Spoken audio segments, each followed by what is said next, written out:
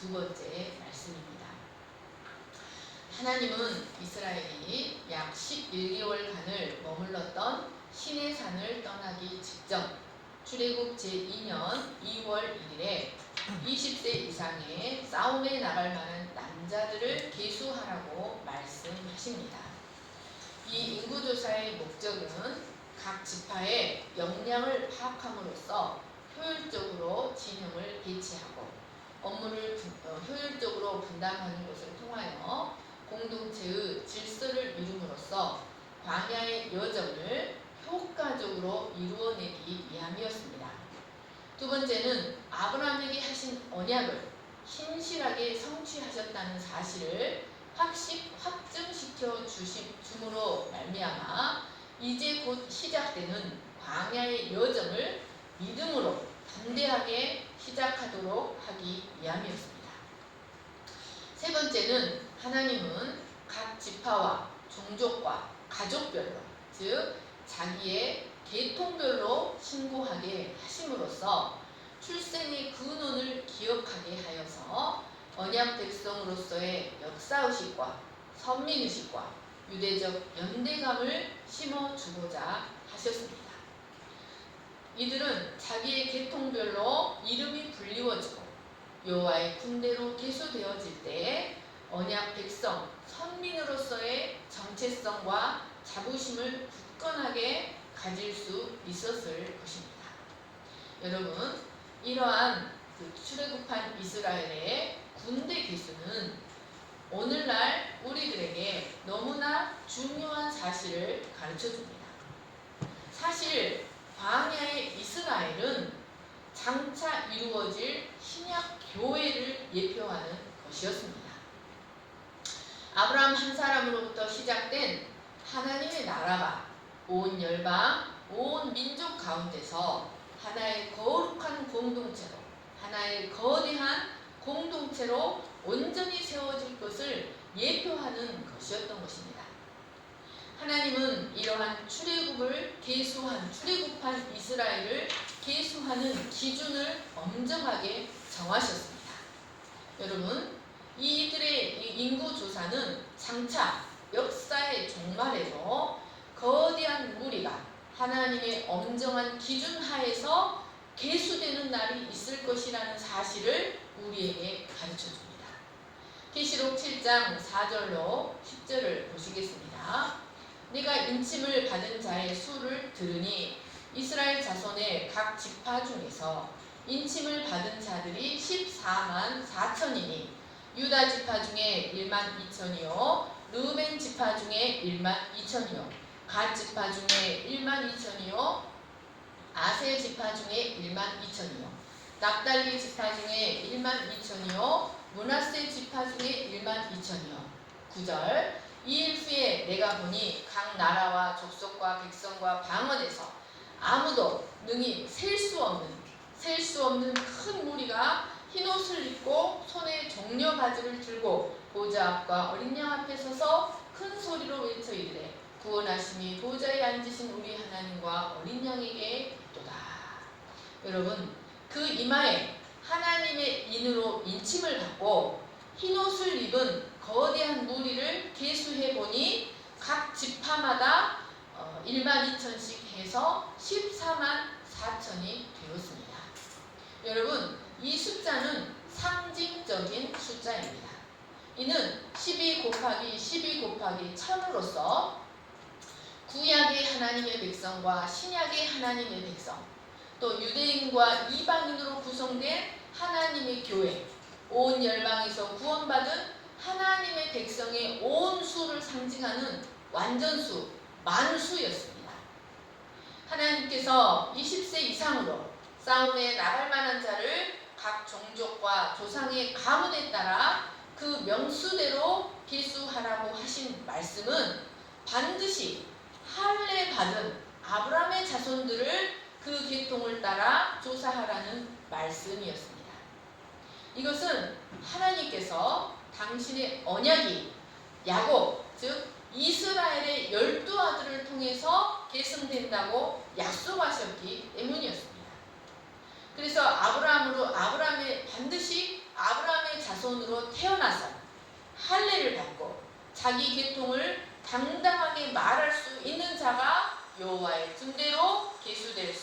있었습니다.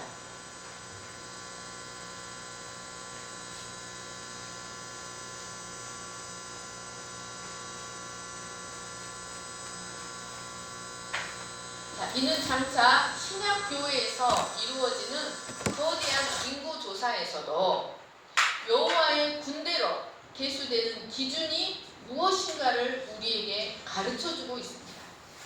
여러분, 하나님에 의하여 계수되기 위해서는 반드시 이 조건에 충족이 되어야만 하나님의 군대로 계수될 수 있다는 말씀입니다. 그것은 바로 그리스도와 십자가의 부활을 믿는 믿음으로 말미암아 반드시 하나님께 속한 생명으로 거듭나야 합니다. 그래서 나는 하나님께 속한 혈통이다, 그리스도의 종족으로 태어났다라고 당당하게 자신의 거듭남, 할례를 말할 수 있는 자여야만 합니다. 물과 성령, 즉 성령의 능력 안에서 하나님이 진리의 말씀으로 나를 낳으셨다고 당당히 말할 수 있는 자, 그리고 이제는 하나님의 영으로 인도함을 받고 그 속에서 성령이 끊임없이 너는 하나님의 사랑하심을 받는 하나님의 자녀라는 끊임없는 성령의 보증이 그 안에 있는 자가 여호와의 군대로 계수될 수 있는 것입니다. 나는 아브라함과 같은 믿음을 갖고 살아가는 자로 나는 아브라함의 영적 자손이며 약속대로 유업을 이을 자라고 말할 수 있는 자가 여호와의 군대로 계수되어서 믿음의 여정을 시작하며 하나님의 영광을 위한 영적 전쟁을 감당할 수가 있습니다. 그런데 여러분, 우리는 성경에 나타나는 인구조사에서 우리가 분명히 알아야 할 중요한 사항이 또 있습니다. 여러분, 그것은 하나님의 백성의 계수는 아무나 함부로 할 수 있는 것이 아니었다는 사실입니다. 하나님의 백성의 인구조사는 반드시 그 백성의 주인 되시는 하나님의 명령이 있어야만 그 인구조사를 할 수 있었습니다. 그래서 하나님은 그것을 조사하는 기준까지도 세세하게 말씀하셨던 것이었습니다. 모세가 광야에서 인구조사를 했던 것은 하나님의 명령이 있었기 때문이었습니다.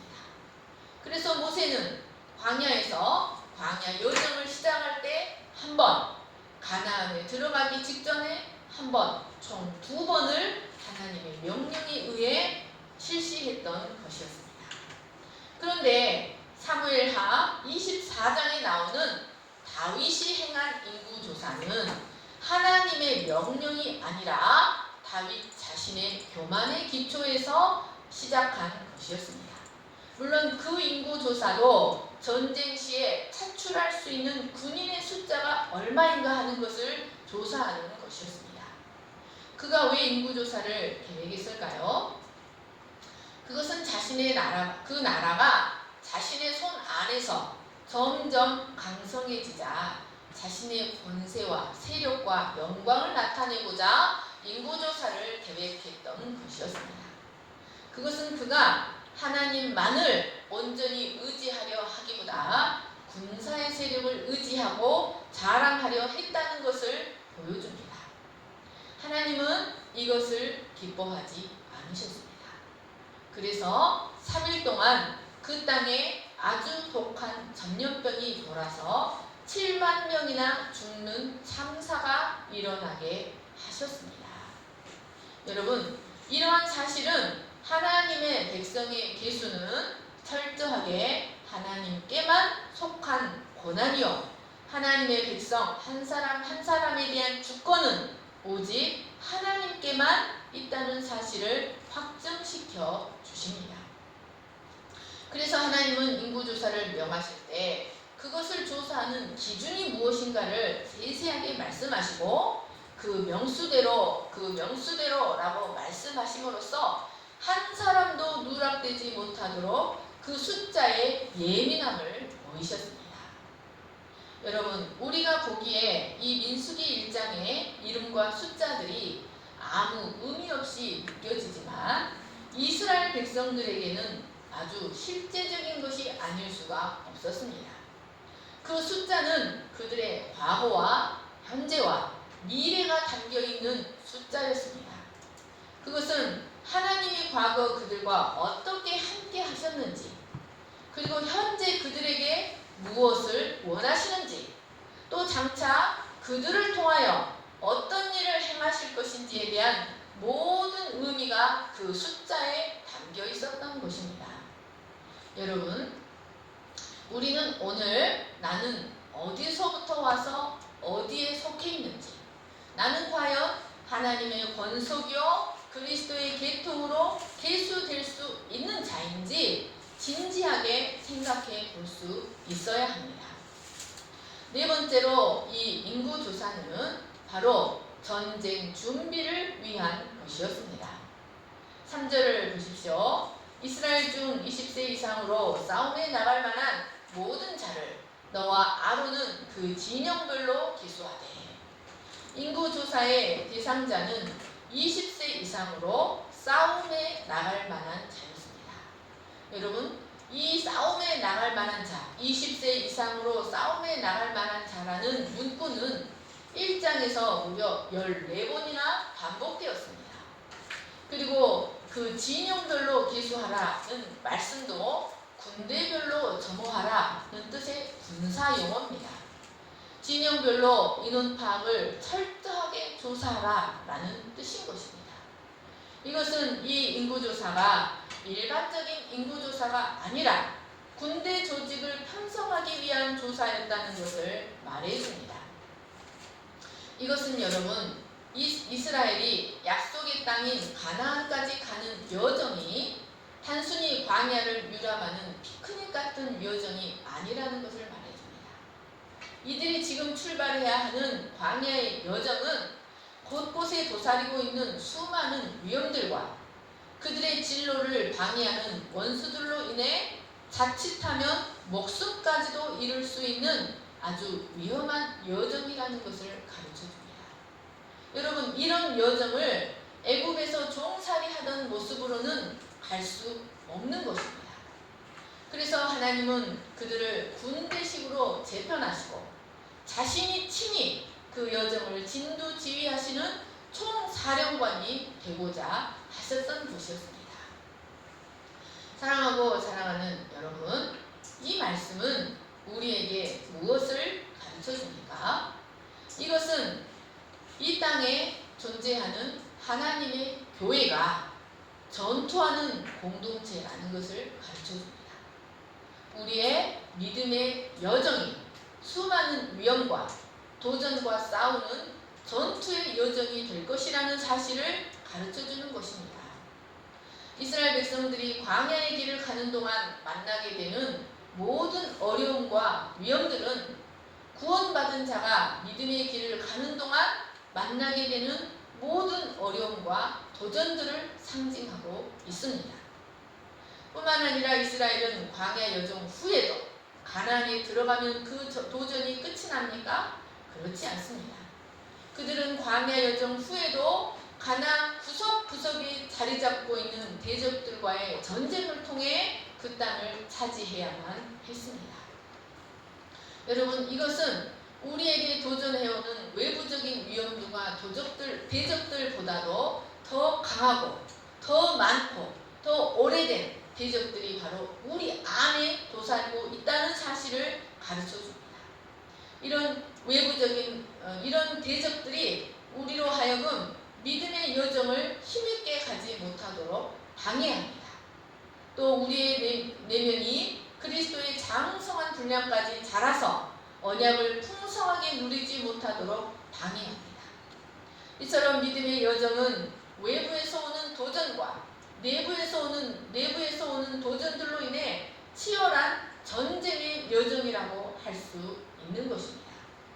그래서 성경은 우리의 신앙생활을 믿음의 선한 싸움이다 라고 말하고 성도는 하나님의 전신갑주로 무장해야 한다 라고 말하고 있습니다. 이런 광야의 이스라엘 백성의 군대 개수 이야기는 우리에게 장차 우리 할 영적 전쟁에 대한 중요한 원리를 우리에게 제시합니다. 첫 번째로 그것은 하나님은 감당할 만한 시험 외에는 허락하지 않으신다는 사실입니다.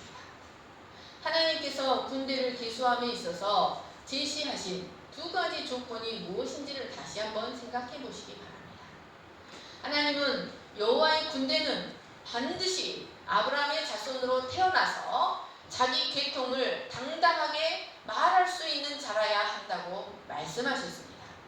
그래서 1장에는 아들들에게서 난 자, 아들들에게서 난 자라는 표현이 12번이나 반복되고 있습니다. 이는 하나님의 군대로 계수되기 위해서 가장 먼저 요구되는 조건이 오직 영적으로 거듭난 자만이 영적 전쟁에 군사로 투입될 수 있다라는 사실을 가르쳐줍니다.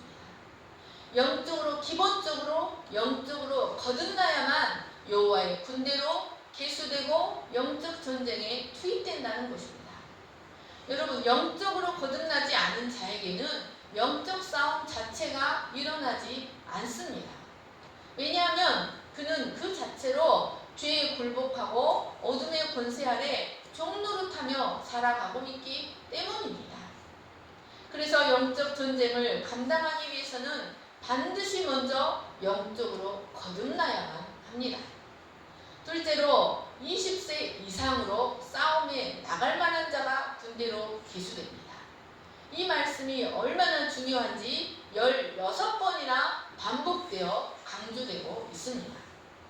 여러분, 신체적으로 건장하여서 다 자란 것처럼 보일지라도 일정한 나이에 이르지 못하면 군사로 계수될 수 없었습니다. 이는 연약한 자에 대한 차별이 아니라 또 나이가 20세가 넘었다 할지라도 신체적으로 불구이거나 또는 너무 허약한 사람도 군인으로 기수되지 못했습니다. 이는 그들이 전쟁터에 나가서 목숨을 빼앗기지 않도록 배려하시는 하나님의 사랑 때문이었습니다. 그러나 이 두 가지 조건에 부합하는 자들은 한 사람도 애 없이 모두 여호와의 군대로 계수되게 하셨습니다. 여러분, 이것은 영적으로 거듭난 성도들에게 각각 도달한 영적 나이가 있다, 영적 단계가 있다는 사실을 가르쳐줍니다. 요한일서 2장 12절로 14절을 같이 읽겠습니다. 시작. 자녀들아, 내가 너희에게 쓰는 것은 너희 죄가 그의 믿음으로 말미암아 사함을 받았으며, 아비들아, 내가 너희에게 쓰는 것은 너희가 태초부터 계신 이를 알았으며, 청년들아, 내가 너희에게 쓰는 것은 너희가 악한 자를 이기었습니다. 아이들아, 내가 너희에게 쓰는 것은 너희가 아버지를 알았으며, 아비들아, 내가 너희에게 쓴 것은 너희가 태초부터 계신 이를 알았으며, 청년들아, 내가 너희에게 쓰는 것은 너희가 강하고 하나님의 말씀이 너희 안에 거하시며 너희가 흉악한 자를 이기었습니다. 여러분, 사도 요한은 거듭난 성도의 영적 단계를 자녀와 청년과 아비로 나누고 있습니다. 여러분, 어떤 자가 자녀입니까? 자녀는 죄사함의 은혜를 누리는 자, 구원의 은혜를 누리며 하나님을 아빠, 아버지라고 부르는 단계에 있는 자가 아이들, 자녀들입니다. 그리고 아비는 태초부터 계신 이를 아는 자. 이 말씀은 태초부터 작정하셨던 인류 구속에 대한 하나님의 마음, 하나님의 마음은 하나님의 나라였다. 이 하나님의 마음을 알고 그것을 자기의 비전으로 삼는 자, 태초부터 계획하셨던 하나님의 뜻을 자기의 소원으로 삼고 자기의 비전으로 삼고 그 뜻이 이루어지기를 갈망하는 자가 바로 아비의 단계에 있는 자입니다. 청년의 단계는 강하고 하나님의 말씀이 너희 안에 거하시며 흉악한 자를 이기었습니다. 여러분, 청년에 있는 단계에 있는 자는 하나님의 말씀을 가지고 악한 세력을 대적하며 영적 전쟁을 감당하는 자입니다. 이 청년들이 비로소 영적 전쟁을 감당할 수 있고 이들의 무기는 바로 하나님의 말씀입니다. 고린도전서 2장 15절로 3장 3절입니다. 같이 읽겠습니다. 시작. 신령한 자는 모든 것을 판단하나 자기는 아무에게도 판단을 받지 아니하느니라. 누가 주의 마음을 알아서 주를 가르치겠느냐. 그러나 우리가 그리스도의 마음을 가졌느니라. 형제들아, 내가 신령한 자들을 대함과 같이 너희에게 말할 수 없어서 너희의 육신에 속한 자 곧 그리스도 안에서 어린아이들을 대함과 같이 하노라. 내가 너희를 젖으로 먹이고 밥으로 아니하였노니 이는 너희가 감당하지 못하였음이거니와 지금도 못하리라. 너희는 아직도 육신에 속한 자로다. 너희 가운데 시기와 분쟁이 있으니 어찌 육신에 속하여 사람을 따라 행함이 아니리요. 여러분, 바울도 거듭난 그리스도인을 육신에 속한 자와 신령한 자로 구분하고 있습니다. 히브리서 기자는 신령한 자는 단단한 음식을 먹는 자가 신령한 자라고 하였습니다. 단단한 음식을 먹는다는 것은 여러분 무엇을 의미할까요? 어떤 자가 영적으로 단단한 음식을 먹는 자일까요? 이것은 단순히 하나님의 사랑과 죄사함의 은혜만 누리는 것이 아니라 그리스도의 죽으심에 연합하고 그리스도의 부활에 연합해서 더 이상 자신의 육에 속한 자아로 살아가지 않고 그리스도의 부활 생명으로 살아가는 자가 그것을 단단한 음식을 먹는 것이다 라고 말합니다. 여러분, 이들은 자기의 의를 주장하거나 더 이상 자기의 의를 자랑하지 않습니다. 이들은 오직 그리스도의 의만을 의지해서 살아갑니다. 그렇기 때문에 이들은 더 이상 사탄의 참소와 율법의 정죄에 시달리지 않습니다. 그뿐만 아니라 그들은 선악을 분별하는 하나님의 말씀으로 모든 것을 하나님의 뜻 안에서 지혜롭게 판단하고 분별하는 삶을 살아갑니다. 여러분, 고린도전서 2장 15절을 보십시오. 신령한 자는 모든 것을 판단하나 자기는 아무에게도 판단을 받지 아니하느니라. 여러분, 이들이 모든 것을 판단하는 것은 선악을 분별하는 하나님의 참되신 말씀이 그들 안에 있기 때문입니다. 그리고 자기는 아무에게도 판단을 받지 않은 이유가 그들은 더 이상 자기 의로 살아가지 않고 그리스도의 의로 살아가기 때문에 율법으로부터도 사탄으로부터도 사람들로부터도 정죄와 판단을 받지 않습니다. 그러나 영적 어린아이는 이런 단단한 음식을 먹지 못합니다. 전과 욕을 십자가에 못 박지 못하고 오직 낮은 단계의 말씀인 젖밖에 먹지 못합니다. 이들은 구원의 초보 단계를 반복하고 특히 이들의 특징은 자신의 감정과 세상의 가치관에 흔들리는 삶을 살아가는 것입니다. 에베소서 4장 13, 14절을 보십시오. 우리가 다 하나님의 아들을 믿는 것과 아는 일에 온전히 하나가 되어 온전한 사람을 이루어 그리스도의 장성한 분량이 충만한 데까지 이르리니 이는 우리가 이제부터 어린아이가 되지 아니하여 사람의 속임수와 간사한 유혹에 빠져 온갖 교훈의 풍조에 밀려 요동하지 않게 하려 합니다. 여러분, 이 말씀은 영적 어린아이의 특징이 무엇인가 가르쳐줍니다. 그것은 사람의 속임수와 간사한 유혹에 잘 넘어간다는 것입니다. 온갖 교훈의 풍조에 밀려 요동한다는 것입니다. 이들은 자신의 감정이 흔들리고 세상의 가치관에 이리저리 흔들리는 삶을 살아갑니다. 하나님은 비록 물과 성령으로 거듭난 자라 할지라도 아직 영적으로 어린아이 단계에 있는 자들에게는 감당하기 어려운 시험이나 무거운 짐을 허락하지 않으십니다. 하나님은 사람에게 능력 이상의 것을 요구하지 않으시는 것입니다. 하나님은 감당할 시험밖에는 허락하지 않으시고 그 시험 당할 즈음에는 그 시험을 감당할 능력도 함께 주시는 것을 굳게 믿으시기를 간절히 축원합니다. 그러면 과연 영적으로 20세 이상으로 싸움에 나갈 만한 자는 과연 어떤 자일까요? 신명기 20장 1절에서 4절입니다. 내가 나가서 적군과 싸우려 할 때 말과 병거와 백성이 너보다 많음을 볼지라도 그들을 두려워하지 말라. 애굽 땅에서 너를 인도하여 내신 내 하나님 여호와께서 너와 함께 하시니라. 너희가 싸울 곳에 가까이 가면 제사장은 백성에게 나아가서 보하여 그들에게 말하여 이르기를 이스라엘아 들으라. 너희가 오늘 너희의 대적과 싸우려고 나왔으니 마음에 겁내지 말며 두려워하지 말며 떨지 말며 그들로 말미암아 놀라지 말라. 너희의 하나님 여호와는 너희와 함께 행하시며 너희를 위하여 너희 적군과 싸우시고 구원하실 것이라 할 것이다. 여러분, 하나님을 위한 영적 전쟁에 나가 싸울 수 있는 자는 무엇보다도 최우선적으로 하나님이 함께 하심을 믿고 두려워하지 않는 자가 영적 전쟁에 나가서 싸울 수 있는 자입니다. 이들은 하나님이 친히 이 싸움을 싸우신다는 믿음이 있는 자가 영적 싸움을 감당할 수 있는 것입니다. 5절을 보십시오.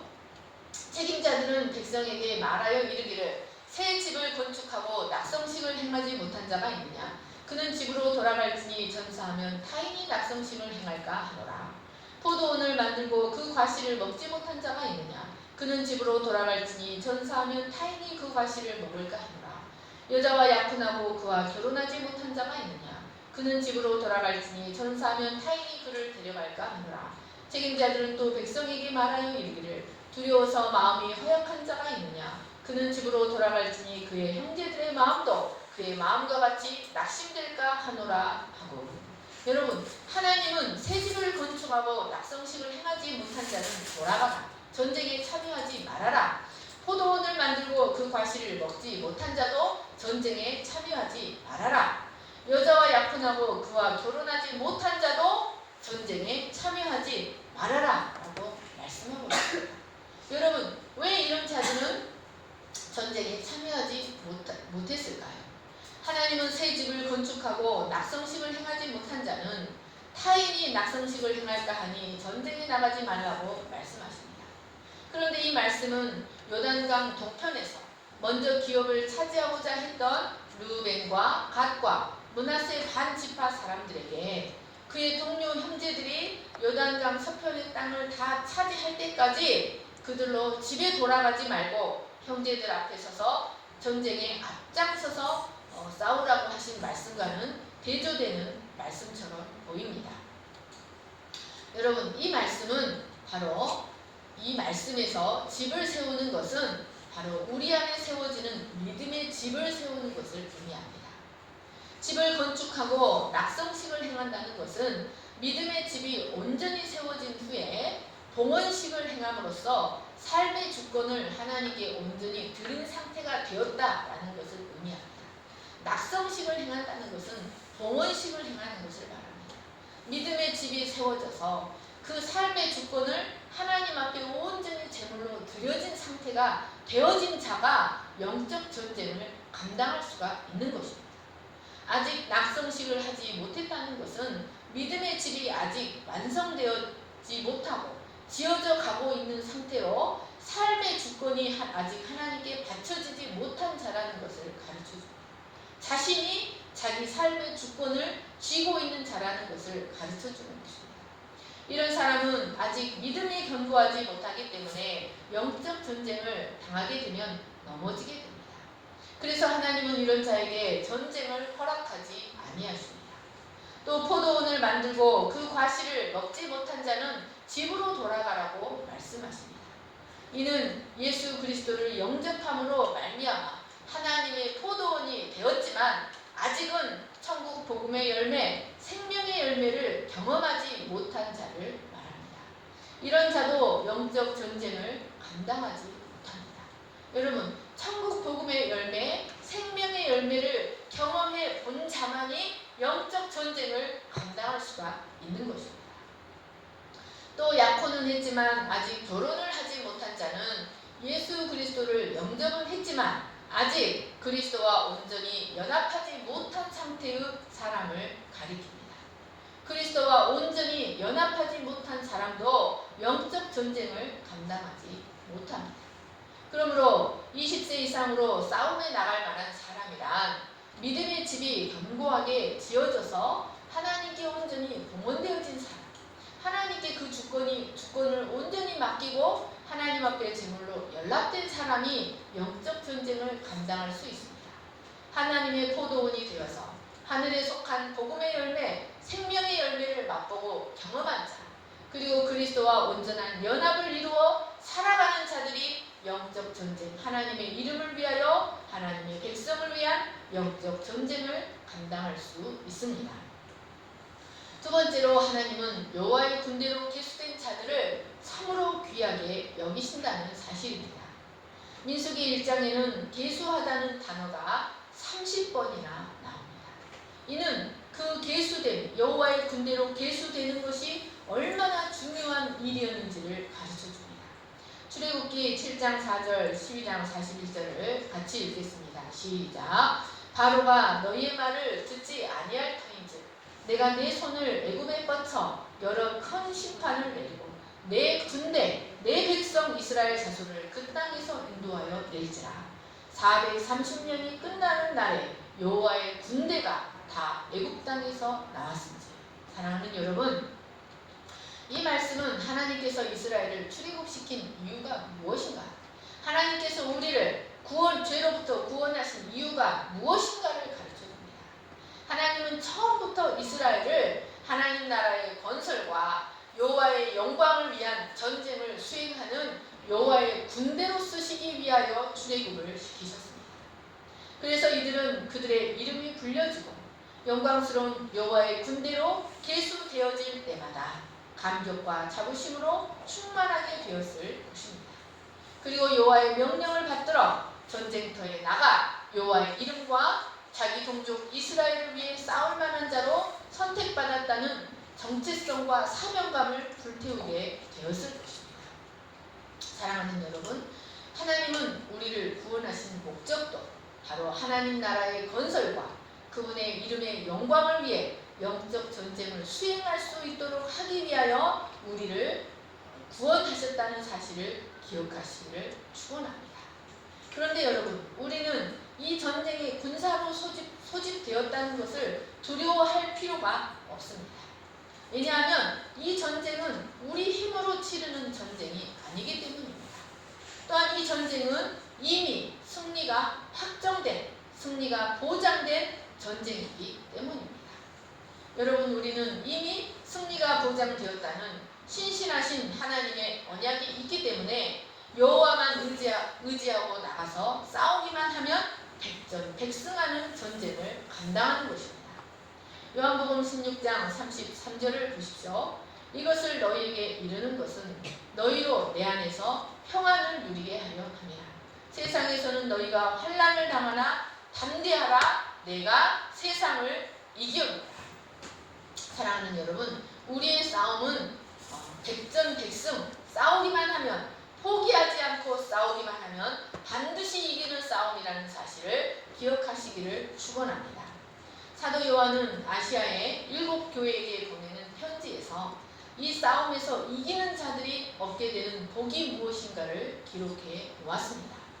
사도 요한은 에베소 교회에게는 이기는 자가 하나님의 낙원에 있는 생명나무의 열매를 먹을 것이다. 서머나 교회에서는 교회를 향해서는 이기는 자는 둘째 사망의 해를 받지 아니할 것이다. 버가모 교회를 향해서는 이기는 자가 감추었던 만나와 흰돌을 받을 것이다. 두아디라 교회를 향해서는 이기는 자는 만국을 다스리는 철장 권세를 받을 것이다. 사대 교회를 향해서는 이기는 자가 흰옷을 입고 빌라델비아 교회를 향해서는 이기는 자가 하나님의 성전의 기둥이 되는데 그 기둥에는 하나님의 이름과 새 예루살렘의 이름과 그리스도의 새 이름이 새겨져 있다고 말씀하셨습니다. 그리고 라오디게아 교회를 향해서는 이기는 자가 예수님과 함께 보좌에 앉게 될 것이라고 말씀하셨습니다. 하나님은 모든 그리스도인들이 영적으로 장성한 자가 되어서 믿음의 선한 싸움을 싸우고 마침내 이겨서 영광스러운 멸류관을 받기를 원하십니다. 그런데 여러분, 오늘날 교회에 많은 성도가 있지만 진정으로 거듭나서 20세 이상으로 싸움에 나갈 만한 자, 하나님의 말씀으로 성숙되고 훈련되어져서 복음의 전신갑주로 무장되어진 자는 과연 몇 명이나 있을까요? 여러분, 나는 과연 그 계수에 들어갈 수 있는 자일까요? 교회 안에 아무리 많은 숫자가 있어도 어둠과 혼잡의 종노릇하는 자, 자기가 주권자가 되어 살아가는 자들이 많다면 그것이 과연 하나님의 교회로서 무슨 의미가 있겠습니까? 여러분, 사랑하는 여러분은 하나님 앞에 어떤 자로 계수되기를 원하십니까? 사랑하는 여러분, 우리는 하나님의 견고한 성전으로 세워져서 하나님께 온전히 봉헌되어진 믿음의 집이 되어야 할 줄로 믿습니다. 또 천국 복음의 생명의 열매를 늘 맛보고 주님과 온전히 연합하여 충만한 영적 기쁨과 행복을 맛봄으로 인하여 영적 싸움에서 진정으로 승리할 수 있는 자들이 되시기를 간절히 축원합니다. 제가 기도하겠습니다. 사랑과 은혜가 풍성하신 하나님 아버지, 감사합니다. 이스라엘의 군대의 교수를 통하여 오늘날 우리의 신앙의 여정도 치열한 영적 전쟁이라는 것을 가르쳐 주셔서 감사합니다. 우리 신앙생활은 안락한 피크닉 같은 여정이 아니라 외부로부터 도전해오는 세력과 내부에 존재하는 세력과의 치열한 영적 전쟁의 과정인 것을 깨닫습니다. 그러나 예수님께서 십자가와 부활을 통하여 이미 승리해 놓으신 전쟁이기 때문에 우리가 하나님의 말씀을 통하여 믿음을 갖고 이 전쟁은 우리가 싸우는 것이 아니라 하나님이 친히 싸우신다는 사실을 굳게 믿고 이 전쟁에 담대하게 참여할 수 있는 20세 이상으로 싸움에 나갈 만한 자로 성장하는 저희들이 되게 하여 주시기를 간절히 기도합니다. 우리 주님과 온전히 연합하여 천국 생명의 열매를 충만하게 맛봄으로 여호와의 영광을 위한 전쟁을 감당할 수 있는 자들이 되게 하여 주시옵소서. 우리가 신앙의 연수가 오래되었지만 아직도 영적으로 자라지 못하여 구원의 초보만을 반복하며 젖만을 먹는 영적 어린아이라면 부모된 하나님의 마음이 얼마나 답답하시겠습니까? 하나님, 우리도 그리스도의 장성한 분량까지 영적으로 성장하는 자들이 되게 하여 주시기를 간절히 기도합니다.